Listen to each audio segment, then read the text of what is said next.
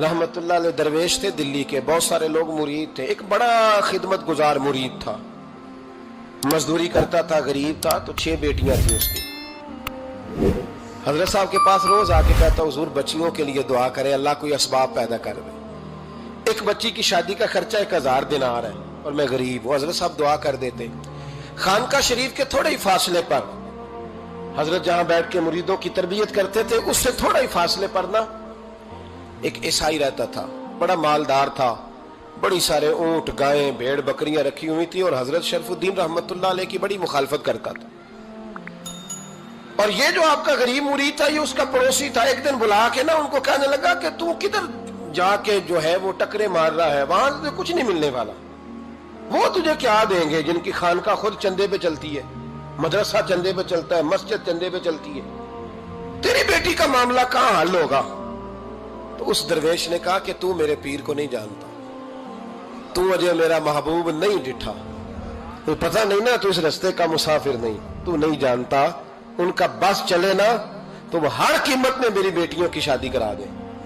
अब वो ईसाई था, कहने लगा अच्छा चलो ठीक है, अगर इतनी बात है ना तो जाओ उनसे जाके कह दो कि 6 साल के लिए मेरे साथ मुआहदा कर लें, तो मेरे जानवरों को चारा डाल दिया करे, 6 साल ड्यूटी करे, मैं 6000 दिनार दे देता हूं। वो मेरे साथ 6 साल मेरे जानवरों को चारा डाले, रखते हैं ना आप चारा डालने के लिए, एडवांस पैसे दे के। अब तो लोग उन्हें भी गुलाम ही बना लेते हैं, बड़ी थोड़ी तनख्वाह देते हैं, जुल्म करते हैं, पूरा मुआवजा नहीं देते। हजरत शेख शरफुद्दीन के बारे में वो कहने लगा, जब अपने पीर से जाके कह के मेरे जानवरों को 6 साल चारा डाले, मैं 6000 दे देता हूं, तू जो कहता है हर कीमत पे जाने को तैयार है। उसने जब ये बात की तो मुरीद ने नाराज हो गया, वो लड़ाई हो गई, गिरबान पकड़ लिया, झगड़ा हुआ, बात बड़ी दूर गई। इस तरह की बात करता मेरे हजरत के बारे में, तेरे जैसे कई मैं वहां काम पे रखा दूं। जब वो बड़ी बहस हुई, बात मोहल्ले में, इलाके में फैल गई, दुनिया ने सुन ली, तो शेख शरफुद्दीन तक भी पहुंच गई। इस तरह झगड़ा हुआ है। लोग सो गए इशा की नमाज के बाद। हजरत साहब ने ना सर पे कपड़ा लिया, उस ईसाई के दरवाजे पे दस्तक दी, वो बाहर आया, फरमाने लगे लोग तो सोच समझ के मुलाजम रखते हैं, तूने भी तो सोच ही लिया होगा, तभी तो मुझे ऑफर की है। तू अपनी ऑफर पे कायम है? वाकई मुझे रख लेगा और 6000 दिनार दे देगा? कहने लगा जा बाबा काम कर अपना। फरमाया नहीं, तूने इतने लोगों में बात की, इतनी बहस हुई, तो कायम है? कहने लगा मैं तो कायम हूं, पर आपने नहीं कायम रहना। फरमाया मैं सोच समझ के आया हूं। उसने कहा आप ड्यूटी करेंगे, भैंसों को चारा डालेंगे? फरमाया एक शर्त, बस जब अजान हो जाए ना तो मुझे रब की नमाज पढ़ने की इजाजत दे देना, बाकी सुबह शाम जो तू कहेगा। अगर उस गरीब की बेटियां ब्याही जाए तो मुझे और क्या चाहिए? उसकी 6 बेटियों का बोझ है उसके सर पे, तू मुझे रख ले। अल्लाह अकबर। वो कहने लगा चले पे मेरे साथ खते बंदगी कर ले, आजकल हम स्टाम करते हैं, उस जमाने में खते बंदगी होता था, गुलामी का खत। काजी शहर के पास, यानी उसका ख्याल था कि चलो स्टाम की बात करूंगा तो भाग जाएंगे। फरमाया चल मैं तैयार हूं। काजी तक गए, तय हो गया, 6000 दिनार दे दिए। हजरत ने मुरीद को बुलाया, फरमाया पुत्र ये ले जा, जा मेरी बेटियों को रवाना कर दे। कहने लगा हुजूर ये क्या कर रहे हो आप, कुछ सोचे? फरमाया यार जब तुझे बेटा बना लिया तो फिर मेरी पोतियां तो लगती हैं ना, मेरा हक तो बनता है ना, जा जाके ड्यूटी कर, उनको ब्याह दे। बात फैल गई। बादशाह भी अकीदतमंद था, वो 12000 दिनार लेके पहुंचा। क्या बताऊं इन रब के बंदों का दिल कैसा होता है, क्या दर्द होता है, क्या रंग। 12000 दिनार लेके बादशाह आया और आके हजरत को पेश किए, का हुजूर आप दें इस ईसाई को, डबल दें और जाए काम करें। आप फरमाने लगे तू पैसे दे, शर्तें ना लगा, मेरा जहां दिल करेगा मैं खर्च करूंगा। मुझे तो मजा ही अब आने लगा है, अभी तो लुत्फ आ रहा है, अभी तो जायका आया है कुछ करने का। पैसे देने हैं तो दे, पाबंदी ना लगा, जहां मेरा दिल करेगा मैं। उसने कहा हुजूर ठीक है रख ले। हजरत ने फजर मस्जिद में पढ़ी, जेब में 12000 दिनार थे, ऐलान फरमाया भी किसी और की बेटी भी बैठी है तो पैसे मेरे पास है। वो 12000 दिनार भी बांट दिया और 12000 दिनार बांट के ना तो फिर चले गए खेत में चारा काटने। उस ईसाई को किसी ने बतलाया कि उनके पास तो 12000 आया है, पर तुझसे जान नहीं छुड़ाई उन्होंने। वादा ये हुआ था कि 6 देंगे तो जाएंगे, जब तक देंगे नहीं तेरे घर में काम करेंगे।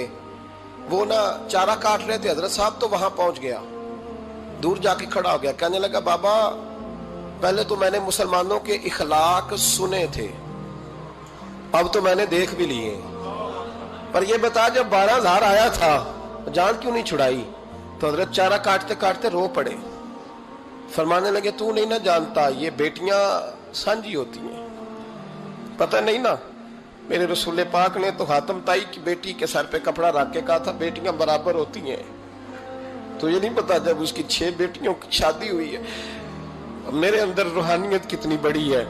فرمایا پھر 12,000 آیا ہے تو 2-4 بچیاں پھر گئی ہیں، تو یہ نہیں پتا میں اندر سے راضی کتنا ہوں، میں تیری نوکری کرتا رہوں گا، پتہ نہیں اللہ کتنی بیٹیوں کو بیاہ دے گا.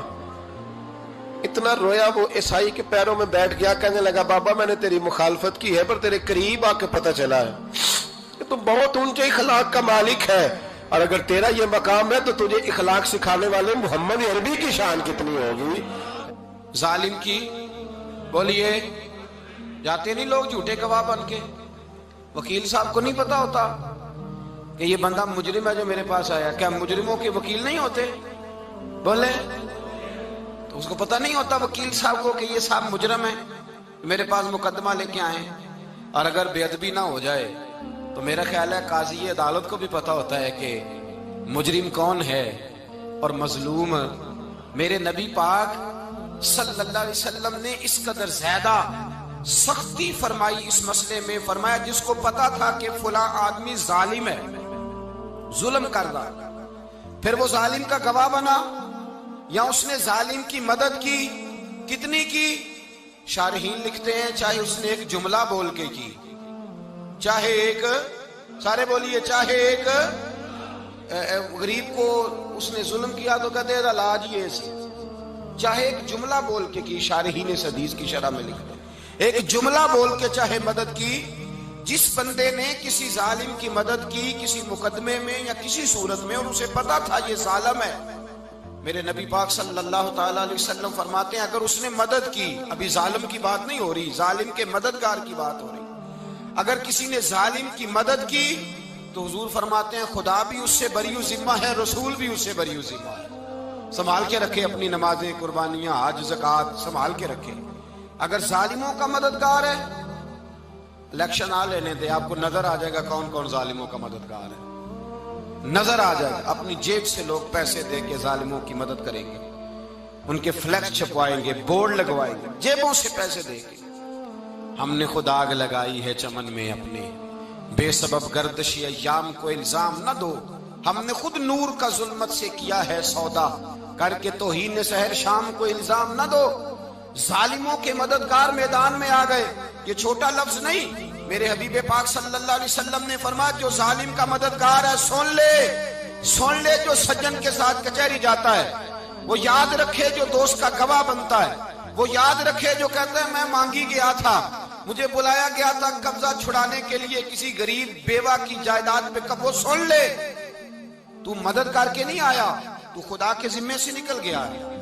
رسول پاک نے فرمایا تیرا میرا تعلق ختم ہو گیا، تو ظالم کا مددگار ہو گیا.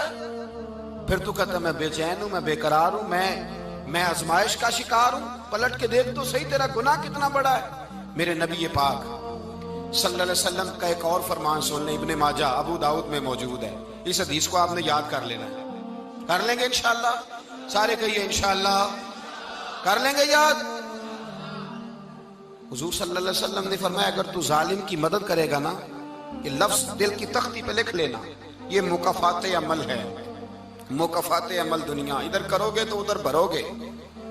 فرمایا اگر تو کسی ظالم کی مدد کرے گا، سن لے حضور کا فرمان ہے، اگر تو ابن ماجہ ابو داؤد سیاہ میں موجود ہے، فرمایا اگر تو کسی ظالم کی مدد کرے گا تو رب تعالیٰ مرنے سے پہلے تیرے اوپر بھی ظالم کو مسلط کر دے گا. تیرے اوپر بھی ایک دفعہ ظلم ضرور ہوگا اگر تو ظالم کی، وہ کسی صورت میں بھی ہو سکتا ہے، کسی صورت میں بھی تیرا بیٹا ہی اٹھ کے ظلم کر دے گا، تو الجھ جائے گا، کسی نہ کسی جگہ تیرے لیے تباہی کا سامان ہوگا، تیرے اوپر ظلم ہوگا، اس لیے کہ تو ظالموں کا مددگار ہے. چاہیے یہ تھا کہ تو مظلوم کی مدد کرتا، انسانی ایمانی یقین کا فریضہ سر انجام دیتا، تو ظالموں کا مددگار ہو گیا. ٹٹول کے دیکھ لیں، رزلٹ نکال کے دیکھ لیں، ہمارے زمانے میں ظالموں کے مددگار زیادہ ہیں. اتنی لمبی زبانیں نکال کے ظالموں کی مدد کرتے ہیں. بڑے بڑے کالم نویس اللہ نے انہیں قدرت دی لکھنے کی، تو اپنا قلم ظالموں کی مدد میں خرچ کرتے ہیں۔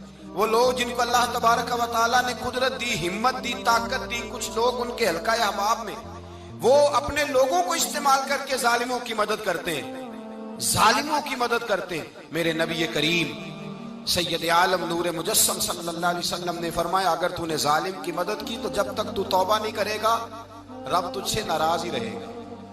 اللہ تجھ سے، او بھائی جس سے رب بھی ناراض ہو گیا، نہ کھانا نہ پینا نہ سونا نہ جاگنا نہ نیند، پھر تیری ہر چیز تیرے لیے آزمائش ہو جائے گی، پھر تیرا سایہ بھی تیرے لیے خوف کا سامان بنے گا، پھر زندگی جیتی جاگتی لاش بن جائے گی، تو اپنے کندھوں پر اپنی میت اٹھائے پھرے گا جب تو ظالم کا مددگار ہوگا۔ اور نبی پاک صلی اللہ علیہ وسلم نے فرمایا، ظالموں کا مددگار بھی ظالم ہوتا ہے، ظالموں کا مددگار بھی، سارے بولے ظالموں کا مددگار بھی نہیں، کو نہیں، آپ سارے نہیں بولے، ایک دفعہ بولے ظالموں کا مددگار بھی، پکی بات ہے، ظالموں کا مددگار بھی۔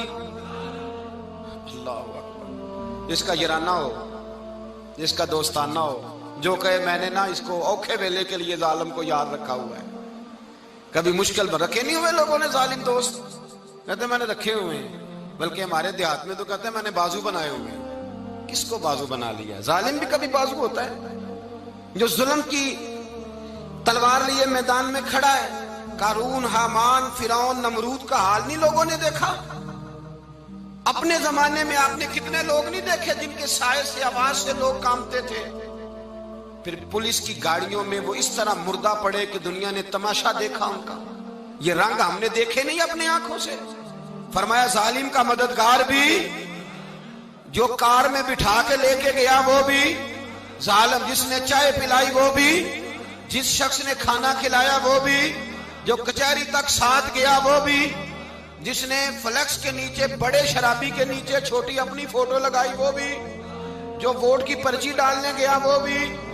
کہہ دینا باہر نکل کے کہ حضرت صاحب نے سیاسی تقریر کی ہے، کہہ دینا، پر بات تو سچی ہے نا۔ خوگرے حمد سے تھوڑا سا گلا بھی سن لے، خوگرے حمد سے تھوڑا سا بھی گلا۔ امام مالک کے پاس ایک بندہ آیا، اس نے کہا حضور میں درزی ہوں، ایک ظالم بادشاہ مجھ سے کپڑے سلواتا ہے، میں تو ظالموں کا مددگار نہیں نا۔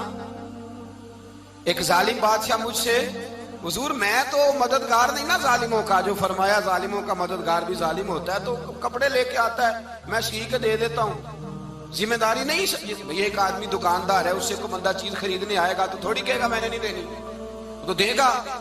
کوئی بندہ اگر کسی شخص سے کوئی کام کہتا ہے جو اس کی فیلڈ ہے، اس کا شعبہ ہے، اس کا معاش کا وہ سلسلہ ہے، کہتے ہیں یا رسول اللہ صلی اللہ علیہ وسلم ظالموں کا مددگار بھی ظالم، حضور نے فرما دیا۔ تو امام مالک سے بندے نے مسئلہ پوچھا، دل کی تختی پہ لکھنے والی باتیں ہیں، کہا حضور میں درزی ہوں، ظالم کپڑے سلواتے ہیں، میں تو مددگار نہیں نا۔ امام صاحب کہنے لگے نہیں، مددگار تو وہ ہوگا جو تجھے سوئی دھاگا فراہم کرے گا، تو تو پورے کپڑے سی کے دیتا ہے، تو تو خود بہت بڑا ظالم ہے، تو پورے سوٹ سی کے دیتا ہے، تو تو بہت بڑا ظالم خود ہے۔ مددگار تو وہ ہوگا جو تجھے دھاگا دے گا، جو تجھے بٹن دے گا، جو تجھے نلکی دے گا، جو ظالم سے اتنی نفرت ظلم کر کے بندہ آئے۔ یہاں تو ہمارے زمانے میں ہیرو بن جاتے ہیں لوگ، ظالم ہیرو ہے، لوگ اس سے ڈرتے پھرتے ہیں، گھومتے پھرتے ہیں، اور بہت سارے کم مزاج لوگ اس کے پیچھے ہاتھ باندھ کے پھرتے ہیں۔ ظالموں کی مدد کرنا، ظالموں کے ساتھ رہنا، یہ ظلم ہے، ظلم، یہ زیادتی ہے۔ میرے نبی پاک صلی اللہ تعالی علیہ وآلہ وسلم نے ارشاد فرمایا، یاد رکھو رب فرماتا ہے میں مظلوم کی مدد ضرور کروں گا، چاہے جلدی کروں چاہے دیر سے کروں، میں مظلوم کی مدد۔ اور حضور صلی اللہ علیہ وسلم نے فرمایا ہے، حضرت معاذ بن جبل کہتے ہیں حضور نے مجھے یمن کا گورنر بنایا، جب میں جانے لگا نا تو حضور نے بڑی نصیحتیں کی، بخاری میں موجود ہے، فرماتے ہیں جب میں پلٹنے لگا تو میرے رسول نے فرمایا معاذ ایک منٹ ٹھہر جا، ایک بات میری یاد رکھنا، اس کو نہ بھولنا۔ کہا حضور کیا؟ فرمایا دیکھنا کسی پہ ظلم نہ کر بیٹھنا، کہیں تجھ سے زیادتی نہ ہو جائے۔ محبوبہ پھر حضور نے فرمایا سن میرے معاذ، میں تجھے گورنر بنا رہا ہوں، زیادتی نہ کر بیٹھنا۔ یا رسول اللہ صلی اللہ علیہ وسلم کیا ہوتا ہے؟